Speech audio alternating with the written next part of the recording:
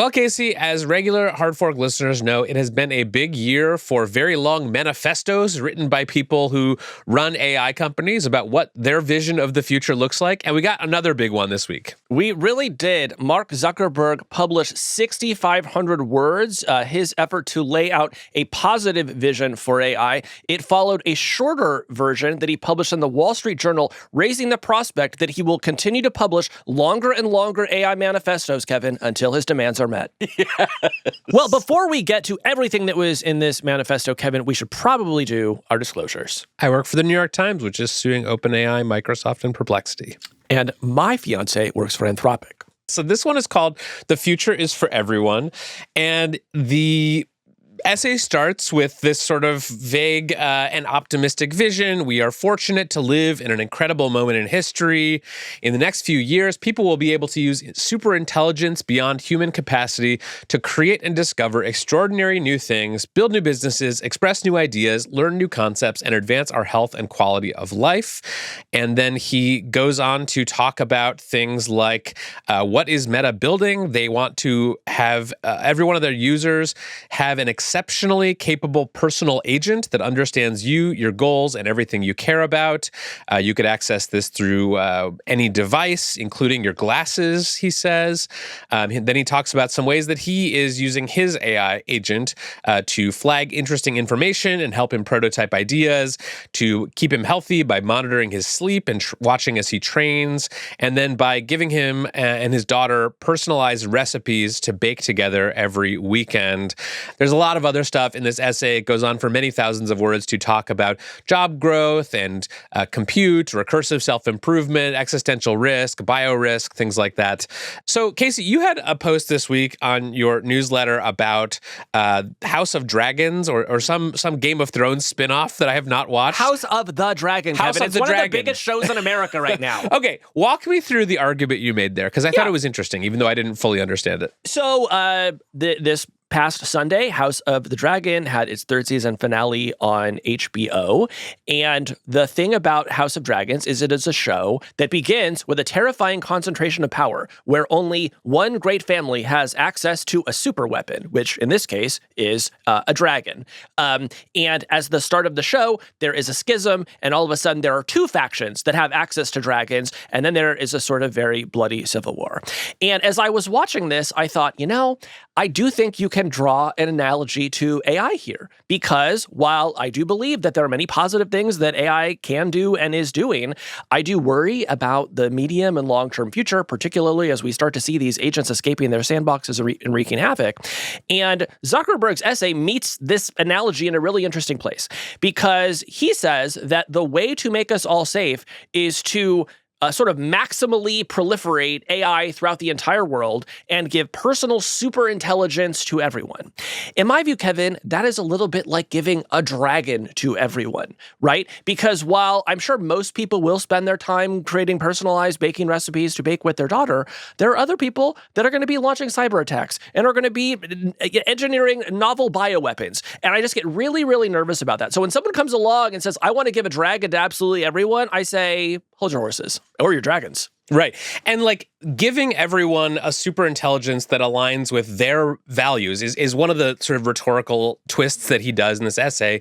He basically tries to say, well, there's no such thing as a fully aligned universal AI, the way that people sometimes talk about it, because people have different values and different wants and different needs. And instead of having one super intelligence that sort of has this universal code of values, everyone should have their own personal super intelligence that is tailored to their values. And that is a classic case of sounds great, but in practice, giving the CCP an AI superintelligence that obeys their values and mirrors their values would allow them to commit atrocious acts against their own people. And the answer to that is typically, look, super intelligence will help the defenders as much or more as it helps the attackers, and a new equilibrium will be reached. And I do believe this will be true in some cases. I can imagine it being true in cybersecurity, for example.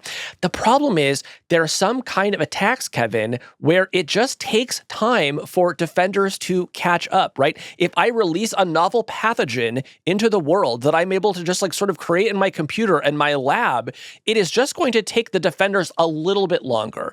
So what I would love to see in these manifestos is just an acknowledgement of the utter complexity of this world. And rather than come along and sort of paint this incredibly happy vision, like you can have your happy visions, but I think this essay in particular only pays glancing attention to the risks. Yeah, there's an interesting section in the essay about biorisks specifically, because he's someone who has had his own research teams doing stuff around biology and AI for many years now. Like, he's very interested in the subject, and he actually acknowledges that, like, this may be a case where the attackers and the defenders having equal tools may not be the perfect solution, and he kind of punts on it. So I think he is, like, aware that this is, like, I don't think he's fully naive, but I think he just doesn't have a good answer for that part yet. No, and all of that comes secondary to what I view as the actual purpose of this essay, which is to advocate for a bunch of policy positions that are beneficial to Meta, right? Which gets into the next thing that we want to talk about today, which is why this essay and why now. Yeah, so you've been a close student of Mark Zuckerberg for many years. Like, what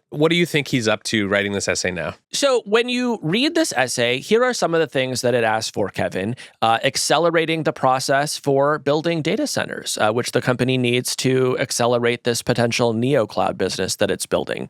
He, interestingly, as you know, even though he's Mr. Pro Open Source, he wants us to maintain export controls on advanced chips, which advantages Meta's open weight models over any Chinese or other alternatives, because the Chinese don't have access to the chips that Meta does.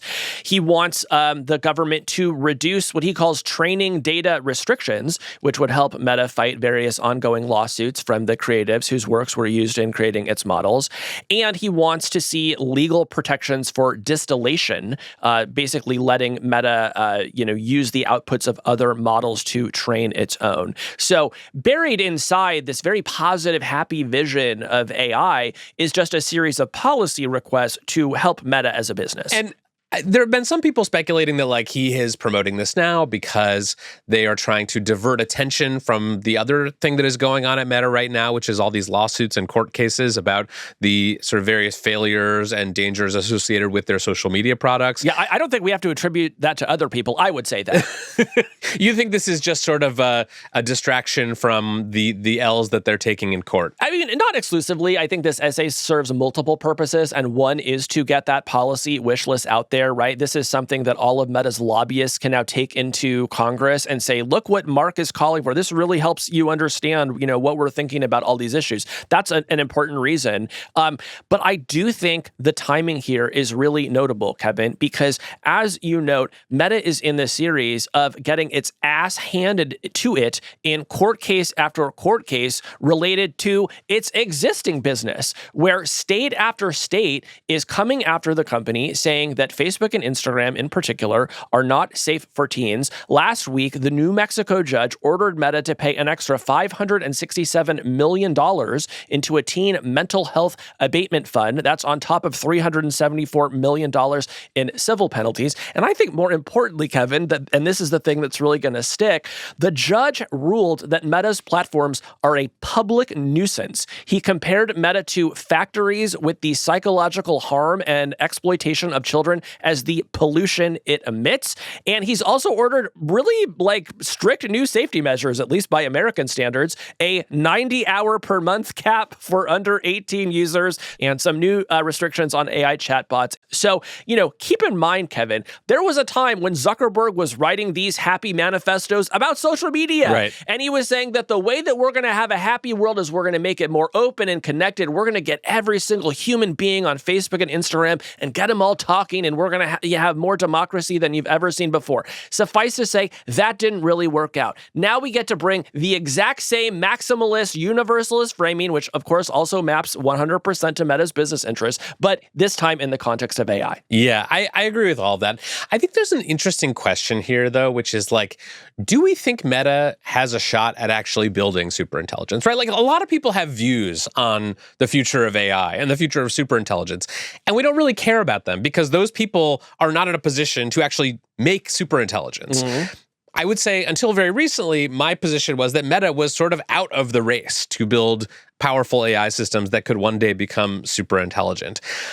I'm curious where you stand on that. Like, do they have an actual shot at bringing about the future that Mark Zuckerberg is talking here? Well, listen, the first rule of Mark Zuckerberg is never count out Mark Zuckerberg. He truly is one of the very most competitive people in the entire world. He will move mountains in order to get what he wants. And we saw him do that a little over a year ago when he reorganized his AI efforts yet again. They have made notable progress since then. When I talk to my AI friends, they tell me that they actually think pretty highly of some of the moves that Meta has made over the past year, particularly when it came to reassigning a bunch of engineers to do what is essentially like reinforcement learning, creating training data. The Meta engineers didn't really love that, but AI folks I speak with say that is actually going to give them something really valuable. But to answer your question in brief, no, I do not count them out. What do you think? Me neither. I think, I probably would have given them a 1% chance of creating superintelligence 6 months ago, and now I'm up to maybe like a 10% chance, which is a big improvement. I think their models have been getting steadily better. Some of their training runs that they did after they built the whole Meta superintelligence labs and hired all those expensive researchers and bought all that compute, some of those have come online and are now starting to produce good results. They had some pretty impressive results on their latest model. So I think it is true that Meta is not a frontier lab right now, but I think they are showing signs of rapid improvement. And that worries me as someone who thinks that this is not a company that sort of has the DNA culturally or the track record of building products at scale that are actually safe and responsible for people. And it's making me think of this conversation I had a few years ago with a former DeepMind executive, where this person was basically saying, look, there are two types of AI companies. There are companies that think that they are building tools, and there are companies that think they are building AGI, or like an entity, something that could become smarter than humans. And it's fine to be either one, is what this person said. Like, you can do what, a lot of companies have done, which is just decide we're just not going to be in the AGI game. We're going to build these tools. They're going to be very useful to people. They'll get smarter over time as the models get smarter. That's the business we're in. It's also fine to be a company that is explicitly trying to create AGI or superintelligence, as long as that's what you're doing, and as long as you're sort of taking the right precautions, and as long as you're going into it with the right spirit, that can be done responsibly too. This person said that the real danger is if you have a company that thinks it's designing tools, but is actually designing superintelligence. And that kind of company, this person said, is not going to be taking the proper precautions.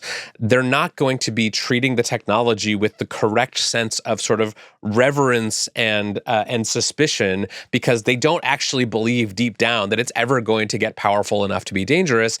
And so they're just going to sort of waltz right into this disaster because they have no conception of what they're building. And at the time, this person was saying this to me about Google, which I think, a couple years ago was in sort of the throes of this debate about whether they were building superintelligence or AGI, or whether they were just building like better versions of Google Photos and Gmail and Google Search. I think Meta is in this position now where they are maybe going to build something extremely powerful with this, I think, very naive attitude about the fact that these things will only ever be tools that will be useful for recipes and things like that. Yeah, and again, it is the company's history that just makes me concerned, because the way that this company operates is by growing as much as it can and treating everything as an existential competition against the other guy. And the sort of external effects on society are typically given short shrift. So, in this present moment, I do not trust these people to rank a list of viral dances for me to look at without it corrupting my mental health. Once you give these things access to like novel biotechnologies, it starts to get pretty worrisome, Kevin. Yes. I would also just say, like, Mark Zuckerberg is possibly the worst messenger for the AI industry on all of this. Like, if he thinks that writing this positive, sunny vision of superintelligence is going to like sway public opinion around AI and, get people to stop protesting data centers, I think he is badly mistaken. Yeah. From the people who brought you Cambridge Analytica comes superintelligence.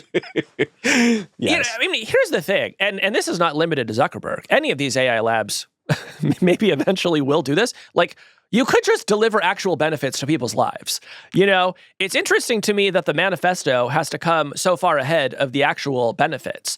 We are just clearly long past the time when writing essays is going to shift public opinion. What is going to shift people's opinion is AI is getting them paid more, right? It is obvious that it is not going to harm them and their families, and it delivers other benefits into their lives. You know, it's making them more creative. It's giving them more entertainment. And of course, to some degree, some of these things are sort of happening, but not in the volume and magnitude that are necessary to counter people's very reasonable fears about what they're seeing. Yeah. In conclusion, when is your 6,500-word manifesto about your vision of the AI future coming out? Well, I wrote about 1,800 about Zuckerberg this week, so consider that my opening salvo. But I, too, will write additional essays as conditions demand, Kevin. One impressive thing about this manifesto to me is that Zuckerberg does actually seem to have written it, or at least a human seems to have written it. I agree. As soon as it came out, people were like running it through AI detectors and finding that it was not flagged as being AI written. No, and I will give it that. I read it. I never once thought I was reading Slop. I thought, like, you know, particularly in some parts, I was like, this is just actually how Zuckerberg talks. I'm sure it was a little bit like the State of the Union where lots of different, you know, policy hands had their fingertips on it and said, oh, you know, make sure to say this. But no, I do think that this is his actual message. To what extent he believes, you know, everything in it, and to what extent a lot of it is just sort of messages of convenience. Well, I guess I don't know that. Yeah, so cynical. Can't you just admit that maybe Mark Zuckerberg is just a misunderstood optimist who just wants to make the world a better place? I've been thinking about this a lot because a problem that I have in covering Meta, just legitimately, is that I've covered it for like more than 10 years. I mean, it's like been almost like 15 years. And so I just know a lot about this company. And obviously, you know, it has changed in various ways over the year, but I just remember so much about this company. I wish that I was born yesterday and just could believe everything that I read. But Kevin, I know too much. Yeah. I want to ask you maybe a final question, which is like, is there a role for AI positivity? Like, what should that look like? Who should be writing these positive visions? Like, clearly, we don't believe it is Mark Zuckerberg, but like someone presumably should be out there saying, here's what the world looks like if all of this goes right. So I do not think this is a messaging challenge. I think that there is room for AI positivity, but here's what AI positivity looks like to me. New medical advances powered by AI, diseases cured, new jobs created, old jobs paying more money, kids excelling in education, right? To me, that is the core of AI positivity. But crucially, Kevin, it is not delivered via manifesto. It is delivered via real experiences that human beings are having. And so far, that has just seemed to be a chasm too great for any of our leading AI labs to cross. So if they can cross that chasm, that is the actual lane for positivity, and I wish they would get on it. Yeah, ship it or zip it. Ship it or zip it. Such an important lesson. Well, Kevin, lately I've been feeling like we're entering a third era of slop. Yeah, what were the first two? Well, number one was the near universal disdain we had when we would see the laughably bad writing and six-fingered humans online. Mm-hmm. The second era, I would argue, started when we began noticing that some of this slop was really, really popular. And we saw shows on TikTok like Fruit Love Island getting millions and millions of views, proving that there was at least some demand for slop. And now what are we in? So now I think we are starting to see a splitting of the difference where, yes, some slop is very popular, but we're noticing that many platforms are beginning to rethink their approach to how they want to display and promote AI-generated content based on what they think their users really want from them. Yeah, and this has been a big theme on the show the past few weeks. We've been talking about the steps that platforms like LinkedIn and Substack have taken to at least label or identify the use of AI in generating content for those sites. This is a pretty big trend in tech right now, is that more and more people are getting called out for using AI. And primarily when they're getting called out for using AI, what I see, at least, are screenshots of one particular app. Pangram. That's right. Pangram is the leading AI text detector on the internet. It's the number one narc. Yes, number one narc for people who are using AI and passing it off as their own writing. And I'm excited to talk about this because this is an area where my own views has shifted.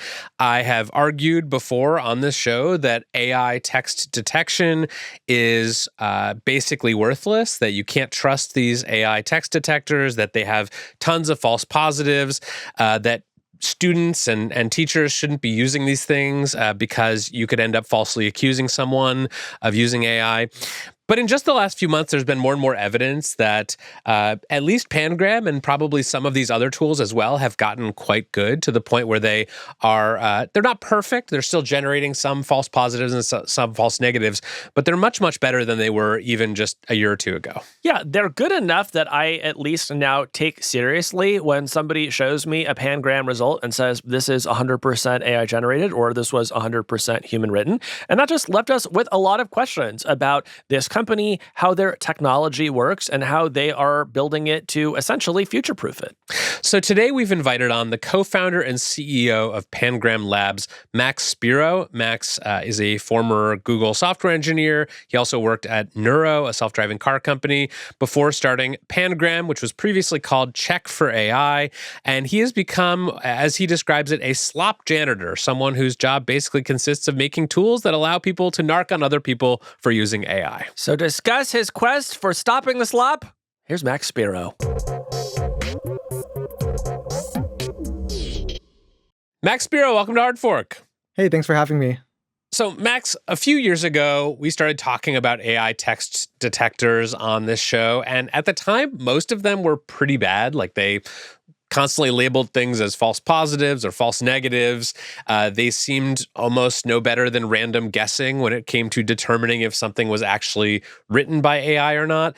But that has changed over the past year or so, and especially with Pangram's newest models, I've seen independent studies that suggest that it's actually pretty accurate. So what changed on a technical level between the last generation of AI detectors and this one?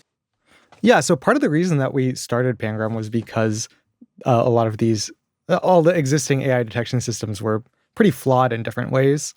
But I think the main thing is that most of them were using this metric called perplexity, which was considered state of the art at the time. So AI text on average is less confusing to a language model. It's lower perplexity. And human written text has things that surprise a language model, it's like sort of suspiciously smooth, and like that is the product of AI models. Exactly. Yeah. AI models aren't going to give you a token that it doesn't expect. With that said, this approach has a lot of flaws. For example, any document that the AI model has memorized would also be low perplexity. For example, the Declaration of Independence, or English language learners as well, who just write in more simple English. So we do something completely different. Instead, we are training our own classifier network. So for example, we might have a essay on Moby Dick written by a 7th grader, and then we'll ask an LLM to also write an essay on Moby Dick in the style of a 7th grader. And so then our model is able to learn the differences between A and B and figure out what AI text actually looks like. And so because it's a neural network and not a metric, we're able to improve it with more data and more compute and make it a lot better. Wait, so do you actually have to go out and get student essays just so that you have a good baseline of comparison? Yeah, so we have a really good human training set. It's all pre-2022. So we know it's clean. We know there's no AI text in it. And what kinds of tells is your classifier learning to pick up on when it does these pair comparisons between the human-written Moby Dick essay and the AI-generated Moby Dick essay? Is it things like M dashes or certain phrases, or is it more complicated than that? It's definitely not just M dashes and phrases. I think that's how you and I might pick up on AI text. It's you see that it's not just X but Y, and then you see maybe the shape of the text or the GPT really short staccato sentences, and you're okay, I think I know that that's AI. But I think what Pangram is doing is it's combining a bunch of really weak signals.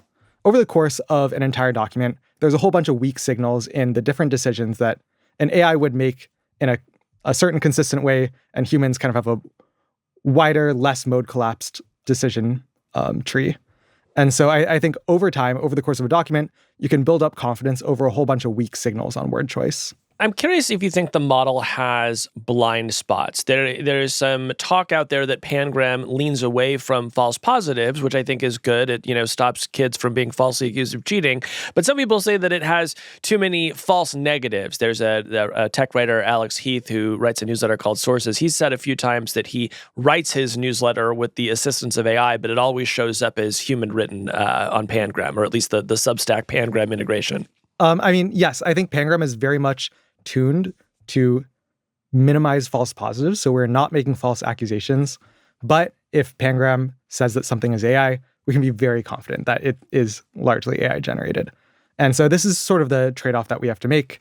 I think it works pretty well because if somebody looks at a piece of text and it says the AI scores 100%, we think the whole document is AI, then like you just don't have to think about it more. You don't have to think if this is a false positive. You just know like, okay, this is probably slop. Yeah.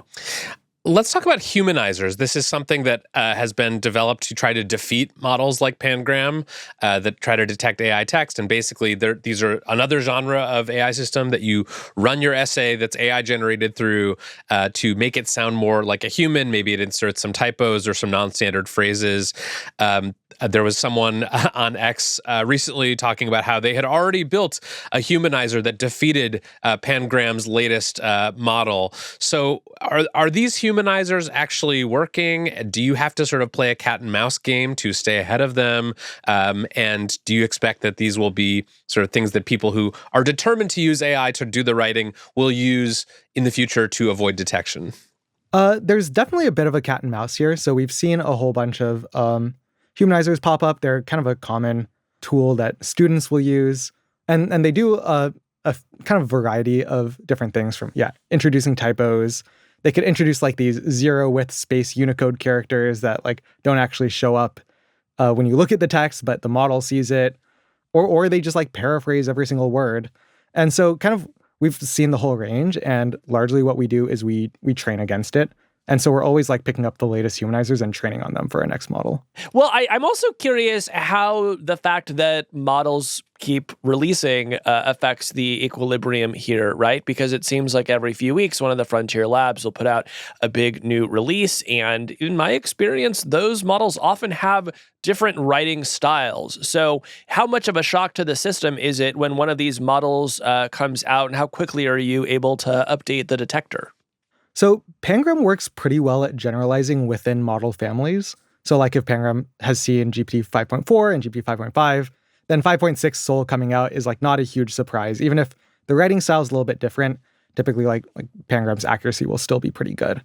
I think similarly we saw with Fable and Mythos, like there's some writing samples from Mythos in the system card that Pangram is able to catch, even though like it hadn't seen Mythos before, which I think was pretty cool.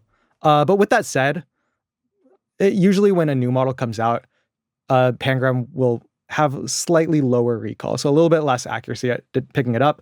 So we're always going to pull new text from the model and then retrain Pangram and get out a new model in a few weeks. And do you think that will hold? Like, is there a world where, 3 years from now, the outputs of individual models we think will still be so specific that you'll be able to catch it with a detector? Or is it the case that the models will just sort of adapt to us, our own writing styles, and there will sort of no longer be one kind of Claude writing style, ChatGPT writing style that you guys were able to detect? I think a lot of what we're detecting is more subtle than like what you might pick up as the Claude writing style. So I think it might get better at like trying to imitate a voice and doing well at it, but it would still have signals that Pangram picks up on. And I think kind of what we see is these frontier labs, they're really focused on climbing capabilities. And so what this means is they're applying preferences to these models. They're saying, instead of this model predicting the like average next token prediction of any writer anywhere, it's going to say, this model prefers to do good writing and prefers to write correct code and write correct math. And I think these preferences are largely what Pangram is able to pick up on. Max, I want to ask you why it's important to do what Pangram does. I think there are people who sort of take issue with the whole notion of AI detection. They say, you wouldn't create a program that tells you whether you've used spell check or whether you've used a calculator to do math. If AI is just a tool, and I'm not saying I believe this, but I think some people are sort of offended at the notion that we would spend all this time and energy trying to catch people using AI in their written work. So what is the impetus? Why are you so invested in, as you put it in your social media bios, being a slop janitor for the internet? So I think AI as a tool is probably the wrong abstraction. It's a little bit closer today to AI is an employee or another individual that you collaborate with. But I also think what we're building for is sort of these AGI futures where if you look at the internet today, bot traffic has just surpassed human traffic. It's about 50-50. And I think if you look a few years out from now, maybe a decade out, it's going to be 99% bot traffic, 99% AI, autonomous agents going online, writing GitHub comments, promoting their Substack, getting people to come to a bakery, kind of anything. I think there's this, basically this technology is way more powerful than spell check or a typewriter. It's really something that is its own individual entity. It can do cognition. And I think because of this, there's a really strong reason that we need to, as humanity, discriminate in favor of humans. I think there's still going to be a lot of need for just being able to say on a programmatic algorithmic level, hey, I think this came from a human, and it's important because it came from a human. At one point, OpenAI was reportedly working on its own kind of AI detection system. It wound up not releasing that. I believe that is because they thought it would probably be bad for business if they made it that easy to detect, when something was written by ChatGPT. That raises for me the question, though, of who are your customers? Who are the people who are willing to pay to find out if this was written by AI? So our customers are everywhere from higher education institutions to publishers, to anybody who works with data and has either untrusted data vendors or is trying to take data from the internet and try to figure out how to interpret it and trust it. But I think the side that I'm really excited about is the consumer side, which is the average individual who needs to navigate the internet.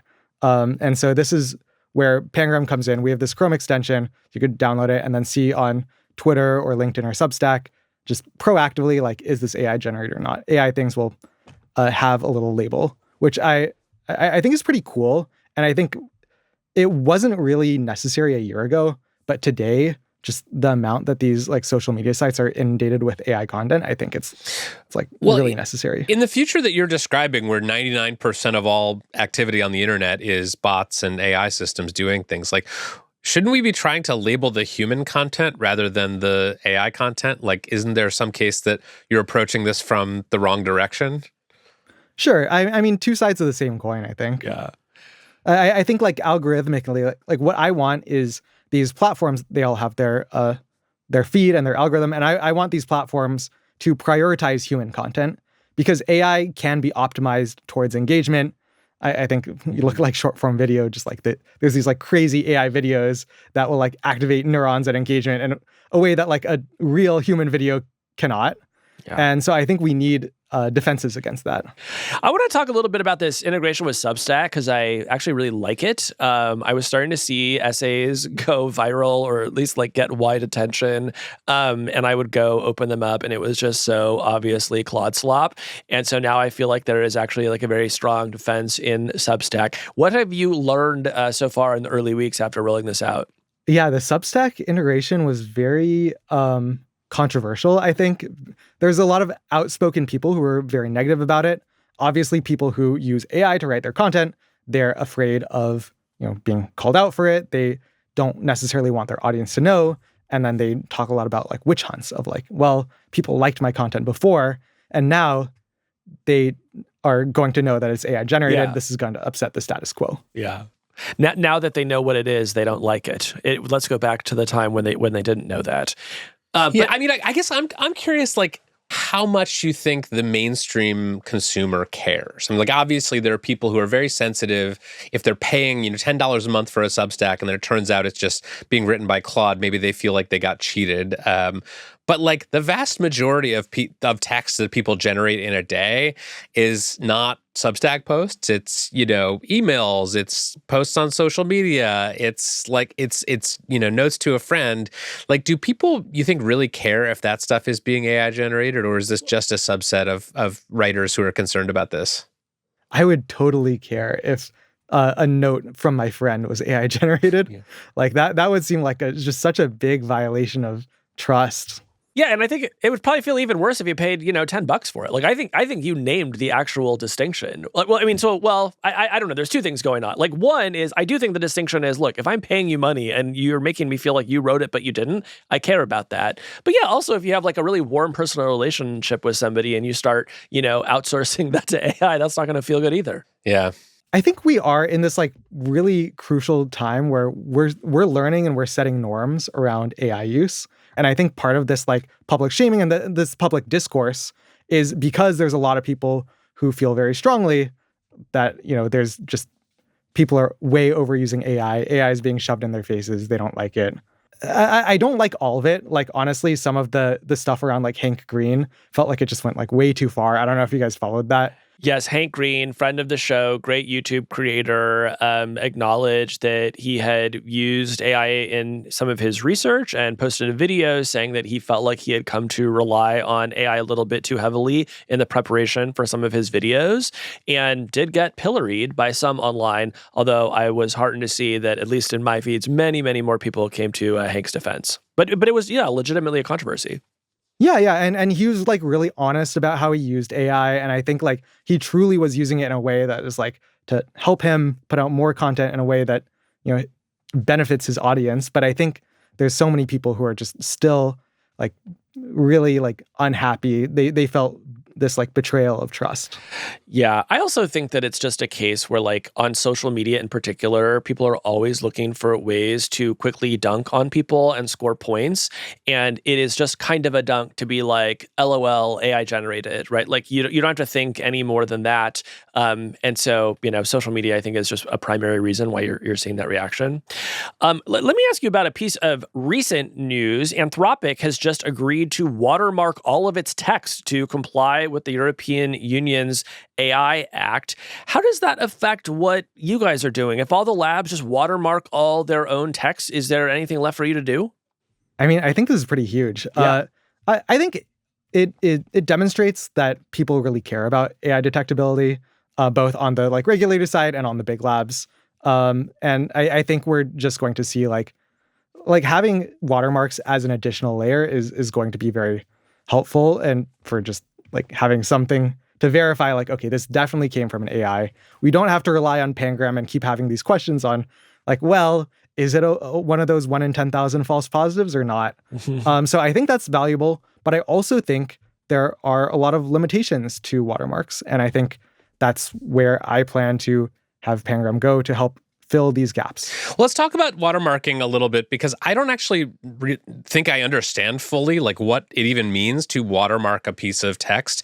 On image generators, I know, like, if you create an image in Gemini that has like a little Gemini logo, like sort of watermarked down there at the bottom.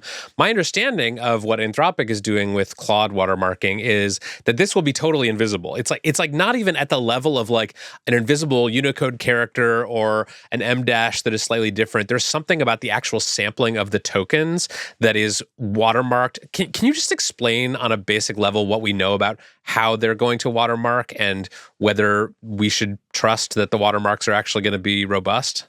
So we don't know how Anthropic is going to watermark their text, but the current state of the art is Google's SynthID. So they use this to watermark Gemini text outputs. And what it does essentially is it perturbs the sampling algorithm. Essentially, like when a language model is choosing the next token, it applies different probabilities to different tokens and then samples one of the tokens based on these probabilities. And so what the watermarking algorithm does is it perturbs the sampling decision in a way that can sort of be reverse engineered from the text. So you could see like are these tokens, do these line up with how we would have perturbed the sampling if we were to generate it? Yeah, I mean, Ben Thompson had a strong take on this in his newsletter, which was that this is basically going to make the outputs of Claude or any other model that watermarks this way worse. Like the text is going to be changed because they are having to apply this watermark because of this European regulation. Do you think it's possible that we will just see text generated by these models getting worse because of watermarking? I don't think so. I think there's like two ways to do this. So there's one way where like you prioritize the watermark and you make the watermark strong. And if you do this, then yes, this could degrade the outputs of the text. But on the other side, if you say we are only going to work within the entropy that we have available, basically, if we can't apply the watermark at this token, then we're not going to, then I think it won't really degrade the outputs of the text. So an example of this is like code, where code oftentimes it's about correctness. There's really only one token that can show up. And so I think in a watermarking regime, oftentimes there's just like simply not enough entropy for the watermark to become visible. Got it. So you guys have launched image detection, and you're reportedly working on video detection as well. Give us an update on where those are. Yeah, so our AI image detection is in research preview. I think it's currently the state of the art. It wins on basically all of the public academic benchmarks. It does really well at detecting all of the really new frontier image models, which I think is quite difficult. Like GPT image is really good. They're all like very realistic. You can no longer just like count the fingers or look for garbled text. So instead, the Pangram image model has to look deeper at a pixel level and try to look for the patterns that are inherent in the generation mode. Very interesting. You know, as I was thinking about this, I wondered, Max, if you've ever thought about expanding to like human identity verification. I'm thinking about these cases where people will get on Zoom and then they'll somehow get scammed because they weren't actually talking to the person that they thought they were talking to. You know, the person was able to use some sort of synthetic masking or something like that. Like, can you see yourself going there? Yeah, I think this is sort of like there is this whole product suite that could be built around this. And so sort of the first step is building the technology, building the core models. And the second step is bringing it to where people work and how they operate on the internet.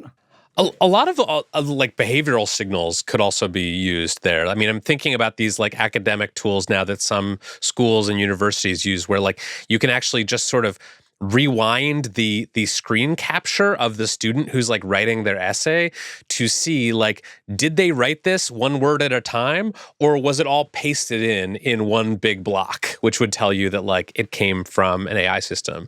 So are you guys going to incorporate any of those behavioral signals into any future tools that you're building, or is it all like the text itself that you're trying to detect? So we actually have this in our Chrome extension. So you could look at, it will pull the revision history from a Google Doc, and you could see the writing replay of the text. You could see where a big paste was, and then we could do a Pangram check directly on any big pastes, which I think is like pretty nice in that, especially for educators. Yeah.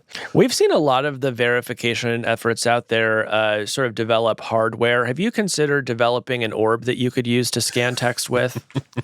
Yeah. I want something that can scan my retina actually and give me world coin. Yeah, that sounds nice. A partnership could be in the works. Mm-hmm. If you want to break that news here on this show, feel free. You think they're still working on that? I believe it seems kind of like a dead project. No, I got my orb scanned. So if my world coin riches have not arrived yet, I'm going to be very upset. Kevin's orb maxing. Max, what is the text that you are proudest of Pangram catching, flagging as AI generated, and the text that fooled you the longest? Ooh. Okay, so if you ask ChatGPT or Claude to generate a string of random numbers, and it writes out the random numbers instead of writing a Python program to do this, then Pangram can detect that an AI wrote this string of random numbers because they're not actually random. They're chosen by the LLM, and the LLM has these inherent biases that Pangram is able to pick up. Even though we have no sort of text like this in our training set, I think the Pangram model has kind of been able to reverse engineer how ChatGPT and Claude sample tokens well enough that it could see these numbers and say this is AI. Well, Max, thanks so much for coming and exposing us to some nitty-gritty details about the world of slop detection. I think of you as a great illuminator of deception, like a sort of Scooby-Doo of the internet, and I appreciate your work. Cool. Thanks so much for having me. It was fun.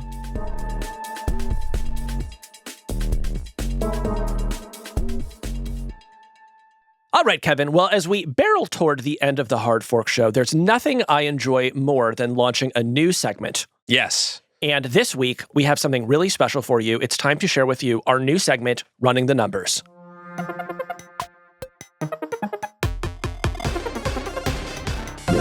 In Running the Numbers, of course, we look across the landscape of technology news and we try to find the most math-related segments so that we can bring to you, our listeners, the latest advancements in technology-related math. Yeah, this is a segment for all the mathy eggheads out there. Absolutely. And we are going to begin with theoretical math. I love this story. This is my favorite story of the week. Casey, on Monday, we learned that somewhat Anthropic, a non-mathematician named Jared Sumner, had made progress on one of the most significant unsolved problems in math, which is the Riemann hypothesis. This is, of course, the famous mathematical problem. We actually sort of predicted, or I predicted, that we would see some progress on some of these Millennium Prize problems, and the Riemann hypothesis is one of these. My high confidence prediction for 2026 is that an AI company will solve one of the Millennium Prize problems. And listen, some of our listeners may not know what the Riemann hypothesis is. Here's what I've been able to piece together through my extensive research. Prime numbers, right? It's like very hard to guess, once you get past 100, if something is going to be prime. They actually have an order underneath them. The Riemann hypothesis hypothesizes, Kevin, that you can detect this order via something called the Riemann zeta function. And I saw that and I thought, I went to a zeta function at Northwestern. They did it with the SIG-EPS. Did you do a keg stand there? I did, actually, yes. Yes. So there are many amazing things about the story that involves the Riemann hypothesis and Claude. One of them is that Jared Sumner, this Anthropic employee who made progress on this problem, did it while jogging. He just sort of asked Claude, like, hey, could you take a stab at the Riemann hypothesis?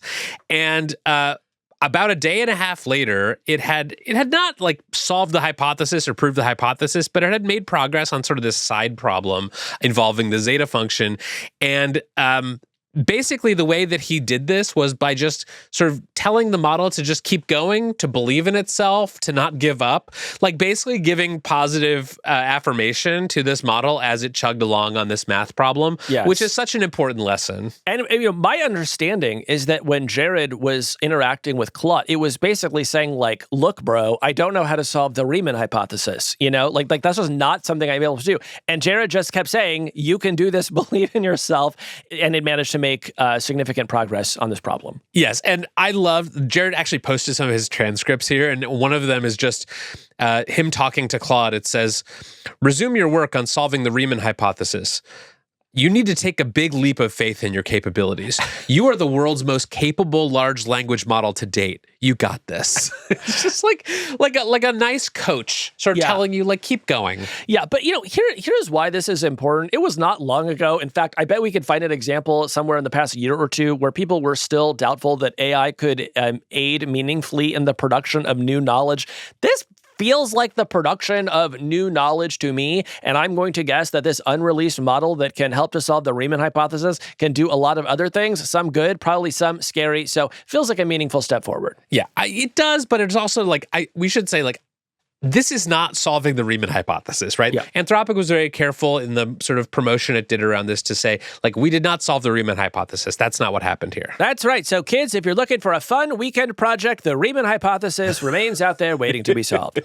Now, Kevin, that brings us to our next subject here in Running the Numbers, and that is SaaS math. By SaaS, of course, I mean software as a service. Did you see the recent article in the Wall Street Journal about Airtable being acquired by Bending Spoons for a fraction of its last private valuation? I did, yes. So if you haven't used Airtable, I would describe it as a fancy spreadsheet. And I am somebody who loves productivity software, but whenever I use Airtable, I would think to myself, I don't know what this is, and it's not for me. Yeah, every time I've been forced to use Airtable, it has been against my will, and it has always seemed about 6 degrees more complicated than it needed to be. Now, but basically, this is This is for project management. This is like, you've got, it's sort of like Trello, like that whole class of like software that's just like basically here's how to organize your workflows.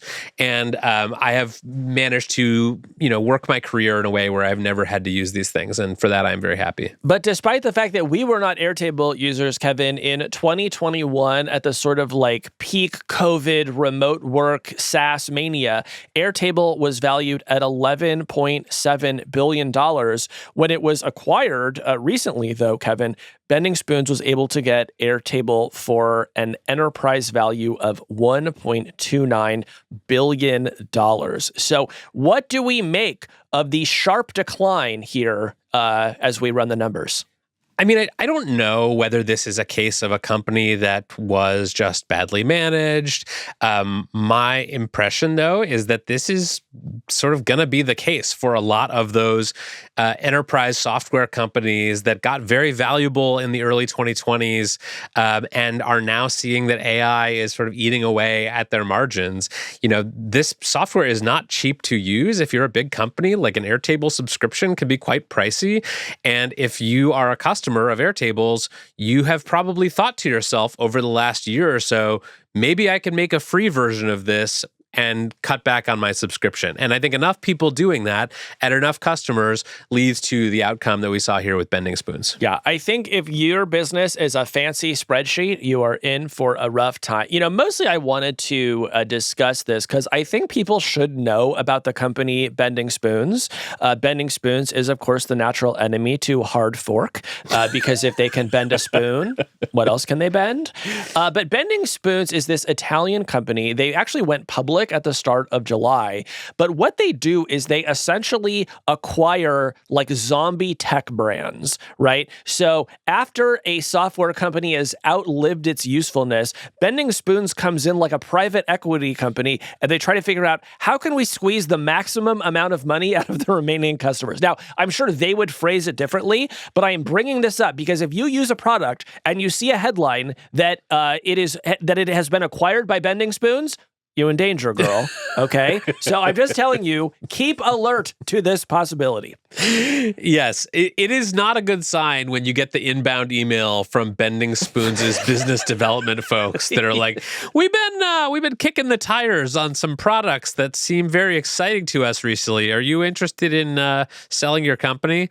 Things are not going well when that happens to you. Indeed. Now, that brings us, Kevin, to our final story here on Running the Numbers, and that is dating math. I love this story. This was from the Wall Street Journal. They had a great A-head out. The A-heads are their famous front page sort of quirky stories about culture and business. This one was an all-timer for me, and it was about the dating scene in South Korea. And are you a member of that scene? I am not. Okay.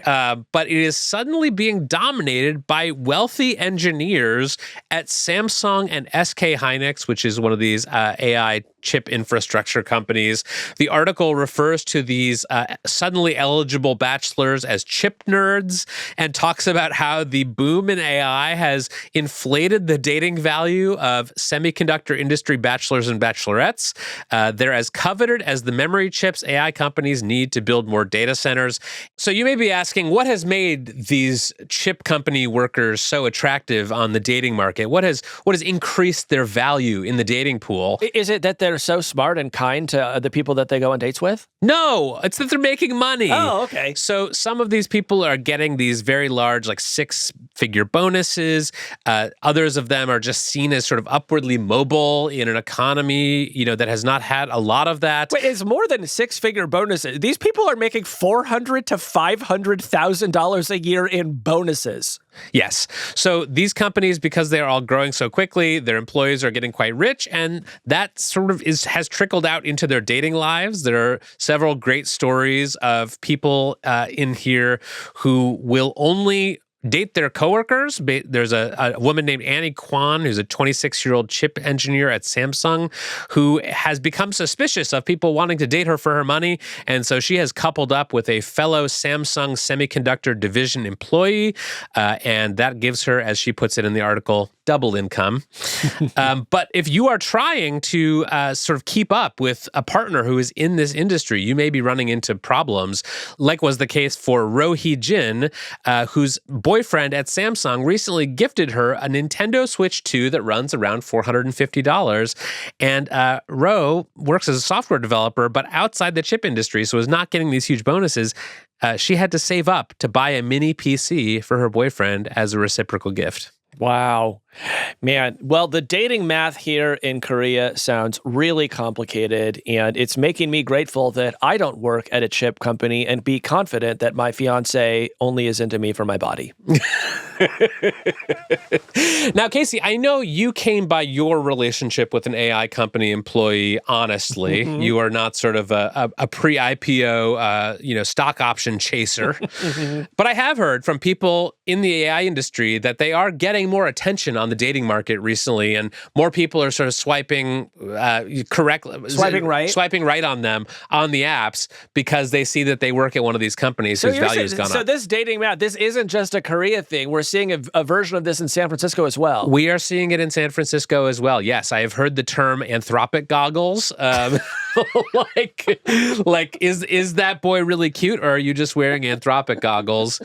And Casey, I'm curious if you, as a person who is engaged to an employee of Anthropic, have felt this in your own life. Do you feel like competitive pressure in a new way from people trying to steal your man? My message to people who would steal my man is go for it. If you think you can compete with this, I would like to see you try, honestly. Let's see what you have. Yeah, buy him a Nintendo Switch 2. Yeah, exactly. Let's see if that wins him over. And if I can get gossipy for 1 second. Please. I have heard stories of some sort of early or senior AI company executives who have traded. Traded up? Well, I wouldn't say up is subjective, but they have traded, let's just say, since becoming fabulously wealthy, and they are now dating, models, OnlyFans people, things of that nature. Isn't it so amazing how we live in such an unpredictable time, and yet that feels entirely predictable to me? Yes. That it's like, well, I've really enjoyed our last 15 years together, and we had such a beautiful relationship when we met in college. And of course, I'll always love our children. But I'm going to be on a private jet with my new Italian model spouse. Catch you later. Yes. So the math of dating and relationships in Silicon Valley and in South Korea is changing quite rapidly. And we'll keep tabs on it. We'll keep running the numbers. Don't steal Casey's man. And that was running the numbers. The numbers have been run, and the numbers are tired. The numbers are going to bed.